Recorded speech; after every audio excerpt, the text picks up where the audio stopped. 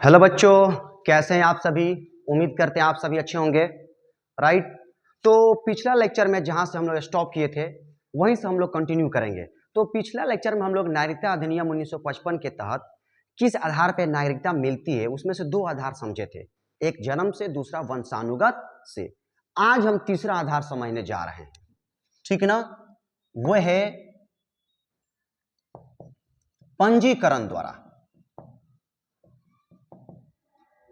पंजीकरण द्वारा पिछले लेक्चर मैंने आपको समझाया था कि कैसे नागरिकों को भारतीय नागरिकता मिलेगी, किस आधार पे, पंजीकरण के द्वारा। फिर मैं एक्सप्लेन करता हूं। देखिए, भारतीय मूल का होना चाहिए, वो व्यक्ति कैसा होना चाहिए, भारतीय मूल का, लेकिन भारत का नागरिक नहीं होगा। लेकिन भारत का नागरिक नहीं होगा, मतलब उसका वो ओरिजिन मूल का होगा और भारत का नागरिक नहीं है और उसको भारत की नागरिकता चाहिए, तो उसको पंजीकरण की विधि द्वारा भारत की नागरिकता दी जाएगी। तो हम चाहते हैं कि आपको पूरा अच्छे समझ में आए, तो आइए पहले इस वर्ड का अर्थ समझिए। भारतीय मूल का मतलब क्या होता है। आपके मन में प्रश्न उठ रहा होगा कि सर ये भारतीय मूल क्या है, किसे हम भारतीय मूल का कहेंगे, किसे नहीं कहेंगे। तो देखिए, वैसा विदेशी जो ईरान, पाकिस्तान, अफगानिस्तान, बांग्लादेश, नेपाल, भूटान, श्रीलंका, नेपाल, भूटान, श्रीलंका, ईरान, पाकिस्तान, अफगानिस्तान, बांग्लादेश, ठीक है ना, इन सब देश के नागरिक ना हो। कहने का मतलब क्या है कि ईरान, पाकिस्तान, अफगानिस्तान, बांग्लादेश, नेपाल, भूटान, श्रीलंका, यहाँ के छोड़ के, यहाँ के लोगों को छोड़कर और सभी जो देश है वहाँ के जो लोग होंगे उनको अगर नागरिकता चाहिए, समझ रहे ना, तो उनको यहाँ पर ये जो विदेशी का मतलब है वो है कि इन सभी देश को छोड़ के, यानी इस देश के नागरिक को छोड़कर और किसी देश का वो लड़का है, लड़की है, व्यक्ति है, तो उसको विदेशी बोलेंगे। राइट ना। तो आइए हम भारतीय मूल का समझ रहे हैं। वैसे विदेशी जो कभी ना कभी इंडियन पासपोर्ट था उनके पास, वैसा विदेशी जो जिसके पास कभी ना कभी इंडियन पासपोर्ट था, भले वर्तमान में नहीं है, इंडियन पासपोर्ट था, तो उसको बोलेंगे वो क्या है, भारतीय मूल का है। मैं फिर से दोहरा रहा हूं, इस देश का नागरिक नहीं होना चाहिए। दूसरा, इसको बोल देंगे भारतीय मूल का है। दूसरा क्या हो सकता, उस व्यक्ति का जन्म या उसके माता पिता का जन्म या उसके दादा दादी का जन्म अविभाजित भारत में हुआ हो, अविभाजित भारत में जन्म हो, उस व्यक्ति का या उसके माँ बाप का या उसके दादा दादी का कहां जन्म हो, अविभाजित भारत में। राइट ना। तो उसको बोल देंगे कौन मूल का है, भारतीय मूल का है। तीसरा, मान लीजिए कोई विदेशी है जो भारतीय नागरिक से शादी कर लिया, भारतीय नागरिक से क्या कर लिया, शादी कर लिया, तो उसे हम बोलेंगे वो कौन मूल का है, भारतीय मूल का है। तो अभी तक मैं आपको समझा रहा था भारतीय मूल का अर्थ क्या होता है, उसमें कौन कौन शामिल होंगे। राइट ना। तो पंजीकरण द्वारा किसको नागरिकता दी जाती है, पंजीकरण के द्वारा भारतीय मूल के लोगों को नागरिकता दी जाती है। हाँ, वो ऐसे होते हैं कि वो भारत का नागरिक नहीं हो, किसी और देश का होगा, लेकिन वो भारतीय मूल होगा। तो पंजीकरण द्वारा कैसे नागरिकता दी जाती है इसको हम समझेंगे कहानी के द्वारा। उससे पहले मैं आपको कहानी समझाऊं, इसका स्क्रीनशॉट ले लीजिए। राइट, चलिए आगे बढ़ते हैं, कहानी समझेंगे कि कैसे पंजीकरण के द्वारा भारतीय मूल के लोगों को नागरिकता दी जाती है।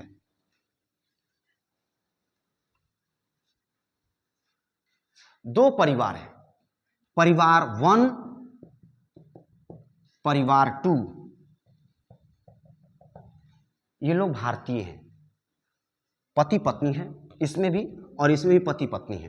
राइट, अभी बेटा नहीं हुआ, जन्म नहीं हुआ है। ये दोनों परिवार सिंगापुर गया कमाने के लिए, सिंगापुर कमाने गया, और उसी बीच परिवार 1 से परिवार 2 से एक बच्चे का जन्म हुआ। इस बच्चे का नाम है शिवम, इस बच्चे का नाम है आदित्य। मान लीजिए, बस एक कहानी इसके थ्रू समझिएगा तो ज्यादा समझ में आएगा। तो अब इन दोनों बच्चों का जन्म हो गया, तो अब बात आती है कि इनकी नागरिकता क्या होगी। अब इनके माँ बाप सोचेंगे क्या इनको भारत की नागरिकता दिलाई जाए या इनको सिंगापुर की नागरिकता दिलाई जाए। तो दोनों ऑप्शन है। अगर वे लोग चाहते हैं परिवार 1 परिवार 2, ठीक है, कि उनके बेटे को भारत की नागरिकता दी जाए। किसकी नागरिकता? भारत की नागरिकता। तो उनको करना क्या है? इंडियन कॉन्सुलेट में जाकर इंडियन कॉन्सुलेट में जाकर पंजीकरण करवाना है। मतलब कि अगर उनको अपने बेटे को भारत की नागरिकता दिलानी है तो जो सिंगापुर में थे वहां पर जो इंडियन एम्बेसी वहां जाएंगे, इंडियन कॉन्सुलेट में जाकर के पंजीकरण करवा देंगे, उनको उनका जो बेटा है उसको भारत की नागरिकता मिल जाएगी। तो ये पहला तरीका है। कौन तरीका है? पहला तरीका है। लेकिन जानते हैं अधिकतर लोग क्या करते हैं? अधिकतर लोग सोचते हैं कि हम जहां कमाने गए हैं, मैंने एग्जाम्पल में सिंगापुर लिया, हो सकता है वो अमेरिका गया हो सकता है जर्मनी गया हो सकता है जापान गया हो, समझ रहे हो ना। तो वो लोग सोचते हैं ना कि वहीं का नागरिकता दिला दी जाए, जैसे इस कहानी में सिंगापुर को, ठीक है ना। लेकिन वे लोग अपने बेटे को सिंगापुर की नागरिकता दिला दिए,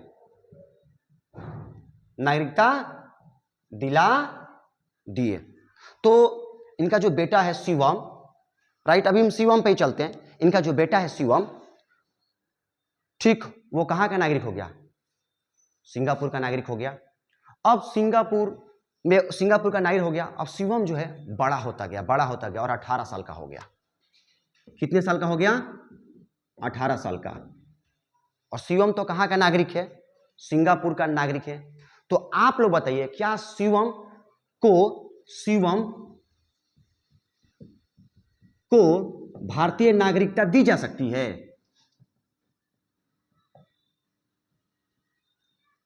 क्या शिवम तो ऑलरेडी सिंगापुर का नागरिकता मिल चुकी है। अब वो चाहता है कि हम भारत के नागरिक बन जाए, सिंगापुर के ना रहे, भारत का बन जाए, 18 साल का हो गया। तो बताइए क्या उसे भारत की नागरिकता दी जा सकती है? तो जी हाँ, बिल्कुल दी जा सकती है, दी जा सकती है। शिवम को करना क्या है? जाके रजिस्ट्रेशन करवाना पड़ेगा,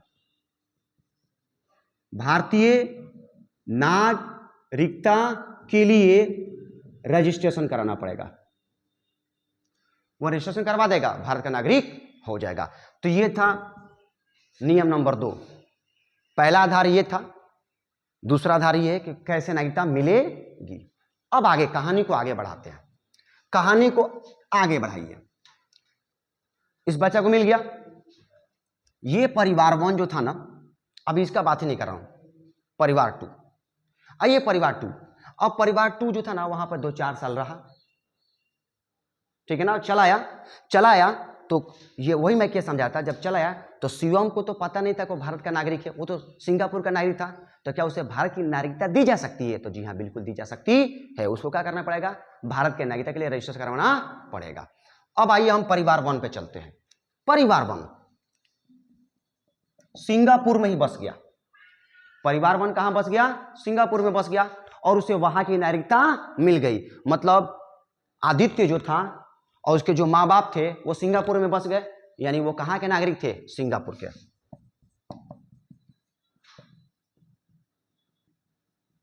सिंगापुर के नागरिक थे, राइट। अब उनको लगता है कि अब सिंगापुर में वो मजा नहीं रहा जो पहले था, चलो अपने देश चलते, अपने देश की मिट्टी पुकार रही है। अब वो इंडिया आ गए। कहां आ गए? इंडिया आ गए।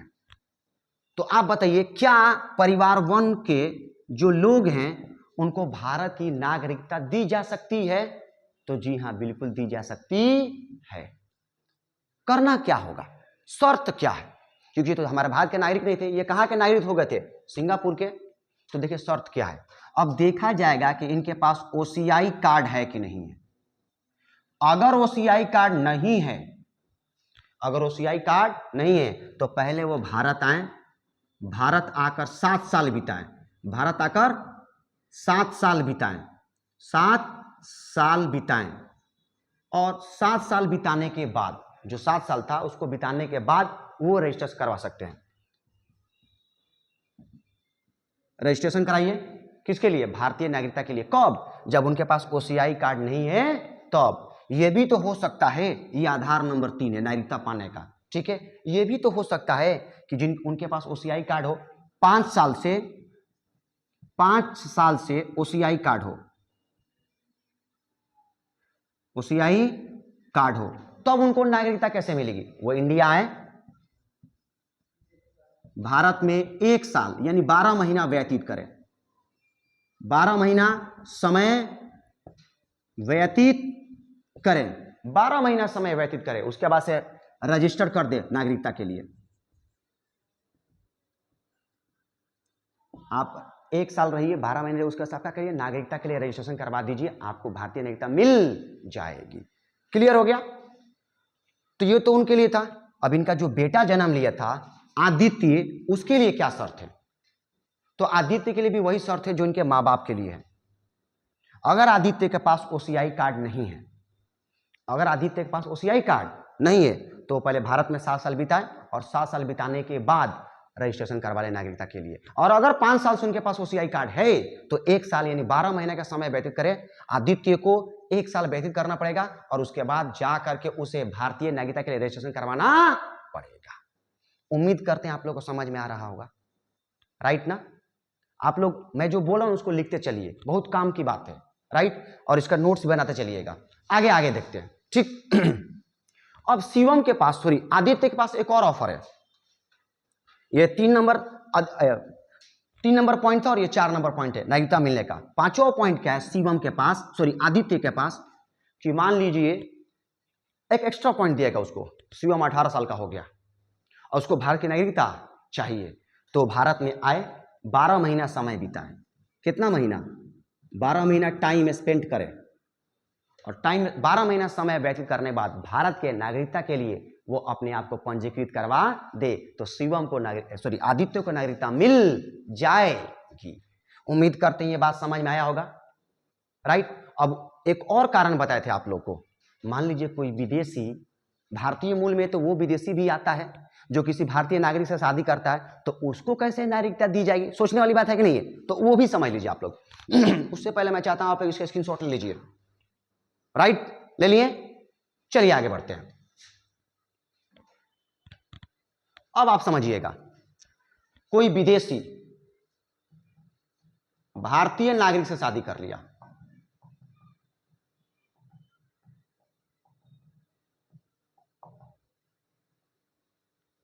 याद है आप लोगों को प्रियंका चोपड़ा पीसी, प्रियंका चोपड़ा जो एक विदेशी शादी की है, ठीक है ना। दूसरा ऑस्ट्रेलिया का जो बल्लेबाज मैक्सवेल, वो भारत की लड़की से शादी किया, तो ऐसे बहुत सारे केस हैं। तो कोई विदेशी भारतीय नागरिक से शादी करता है तो उसे भारत की नागरिकता कब मिलती है? तो जानते हैं कब मिलेगी? वो आए भारत और भारत में 7 साल समय व्यतीत करे और उसके बाद रजिस्टर्ड कर दे। उसके बाद भारत के नागरिकता के लिए क्या कर दे? पंजीकृत करवा दे, तो उसको भारत की नागरिकता मिल जाएगी। उम्मीद करते हैं आपको पंजीकरण के द्वारा नागरिकता कैसे मिलती है समझ में आया होगा, राइट। आगे बढ़े तो अब हम लोग समझेंगे प्राकृतिक रूप से नागरिकता कैसे मिलती है। चाहे तो आप इसका स्क्रीनशॉट ले सकते हैं, राइट। मैं तो बोलूंगा साथ साथ लिखते चलिएगा, समझते चलिएगा। आइए अब हम लोग समझेंगे प्राकृतिक रूप से।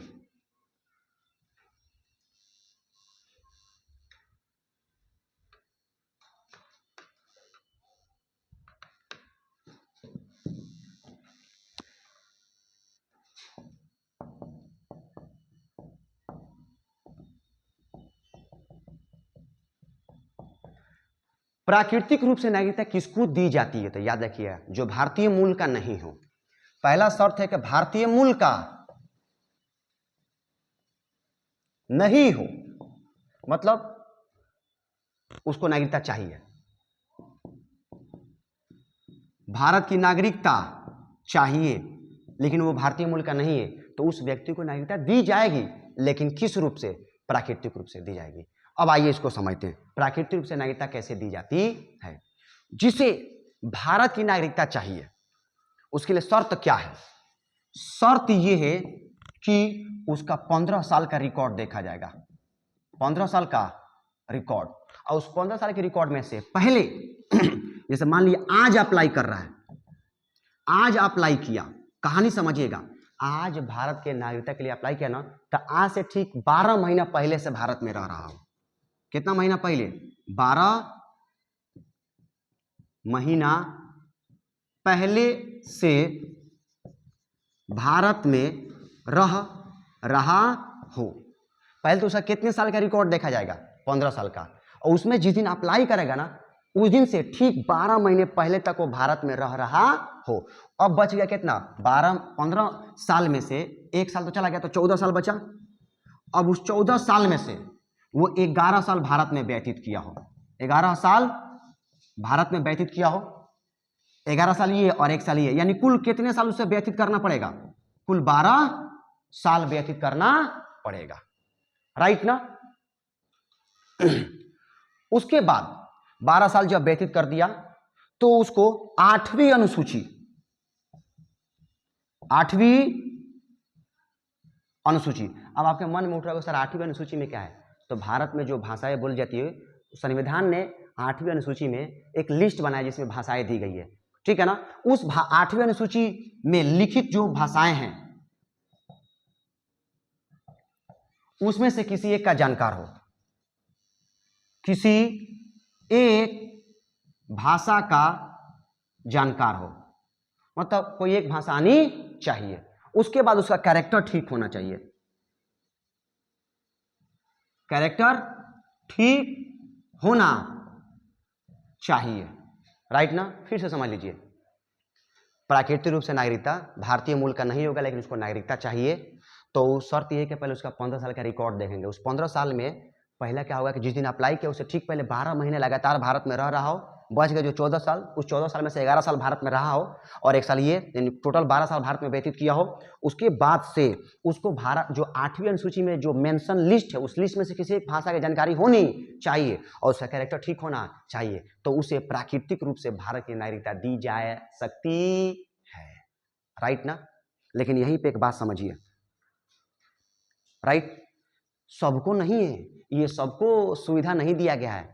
भारत के नागरिक को जिस देश में प्राकृतिक रूप से नागरिकता मिल सकती है, तो वहां के लोगों को भारत में प्राकृतिक रूप से नागरिकता मिल सकती है, मतलब टिट फॉर टैट, जैसे को तैसा। अगर मान लीजिए मैं गया, एग्जांपल बता रहा हूं आपको, मान लीजिए मैं गया आपको अमेरिका, और अमेरिका में मुझे प्राकृतिक रूप से नागरिकता नहीं दे रही है, तो अमेरिका का कोई नागरिक भारत में आएगा ना, तो भारत भी उसे प्राकृतिक रूप से नागरिकता नहीं देगा।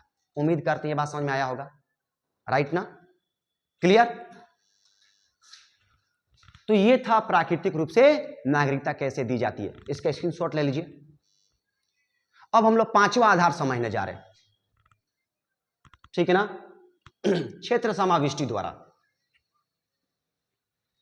5वां आधार कौन है? क्षेत्र समाविष्टि द्वारा।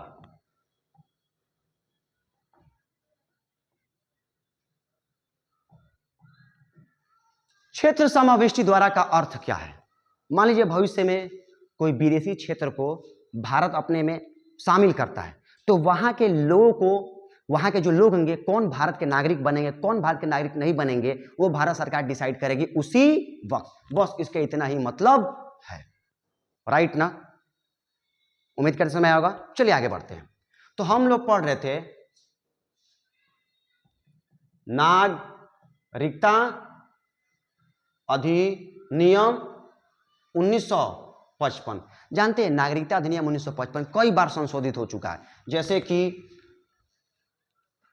अभी रिसेंट में 2019 में हुआ है, 2015 में हुआ है, 2005 में हुआ है, 2003 में हुआ है, 1992 में हुआ है, 1985 में हुआ है, 1986 में हुआ है, राइट ना, समझ रहे ना, और भी बार हुआ है।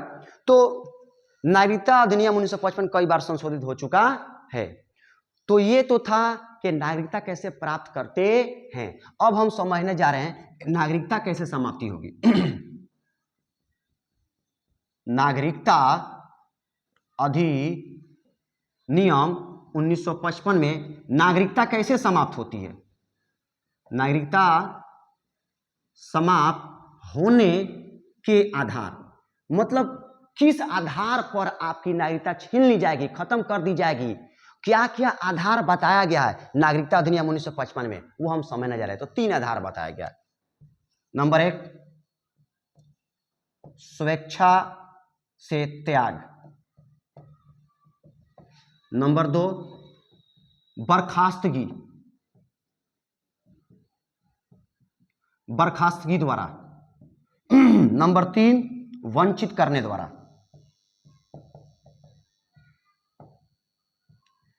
फिर से बोलिए, आप लोग मेरे साथ बोलिए। नागरिकता समाप्त होने के कितने आधार बताए गए हैं नागरिकता अधिनियम 1955 में? तो कितने? 3। पहला क्या है? स्वेच्छा से त्याग। मैं सबका अर्थ समझाऊंगा। आधार पहले बोलिए, स्वेच्छा से त्याग। दूसरा क्या? बर्खास्तगी द्वारा। तीसरा क्या है? वंचित करने द्वारा। तो आइए इसको समझिए।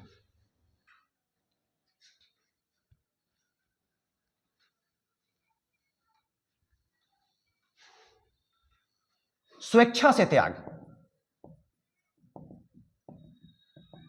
मान लीजिए कोई भारत का नागरिक है, वो घोषणा करता है कि मैं अपनी इच्छा से भारत की नागरिकता को त्याग करता हूं, खत्म करता हूं भारत की नागरिकता। मतलब वो नहीं चाहता कि भारत के नागरिक रहे, घोषणा कर दिया तो उसकी भारत की नागरिकता समाप्त हो जाएगी। कैसे बाबू? स्वेच्छा से त्याग। उम्मीद करते समय आया होगा। दूसरा है बर्खास्तगी द्वारा। बर्खास्तगी द्वारा का मतलब क्या है? अपनी इच्छा से कोई भारतीय नागरिक जाके किसी दूसरे देश की नागरिकता ग्रहण कर लेता है ना, मतलब कि भारत का नागरिक था, अब वो जा करके अमेरिका का नागरिकता ले लिया, तो समझिए कि उसकी भारत की नागरिकता उसी वक्त क्या हो गई? समाप्त हो गई। उसको बोलते हैं बर्खास्तगी द्वारा। मतलब कोई व्यक्ति है, मतलब कोई नागरिक है भारत का, जो अपनी इच्छा से अमेरिका का नागरिकता ग्रहण कर लिया, तो उसकी नागरिकता समाप्त होगी। किसके द्वारा? बर्खास्तगी द्वारा। और तीसरा है वंचित करने द्वारा। वंचित करने द्वारा, इसमें क्या क्या शामिल है? वंचित करने द्वारा में पहला बात यह शामिल है कि हो सकता है कि आप फर्जी तरीके से आपने नागरिकता प्राप्त की हो, फर्जी तरीके से नागरिकता प्राप्त की हो ना, या हो सकता है कि संविधान के प्रति अनादर जताया हो सकता है कि युद्ध के समय शत्रु देश के साथ कोई इंफॉर्मेशन साझा किया हो, या राष्ट्र विरोधी कार्य किया हो। राष्ट्र विरोधी कार्य किया हो। चौथा यह है कि 7 साल से बाहर रह रहा हो, 7 साल से बाहर रह रहा हो। और लास्ट 5वां कारण है, ये उनके लिए जो पंजीकरण या प्राकृतिक रूप से नागरिकता हासिल किए हैं। मैं लिख दे रहा हूं, पंजीकरण या प्राकृतिक रूप से नागरिकता हासिल किए। 5वां आधार उन लोगों के लिए जो लोग पंजीकरण या प्राकृतिक रूप से भारत की नागरिकता प्राप्त किए हैं और 5 साल के अंदर, कितने साल के अंदर? 5 साल के अंदर किसी दूसरे देश के 2 साल से अधिक जेल में रहे हों, विदेश में, कहां?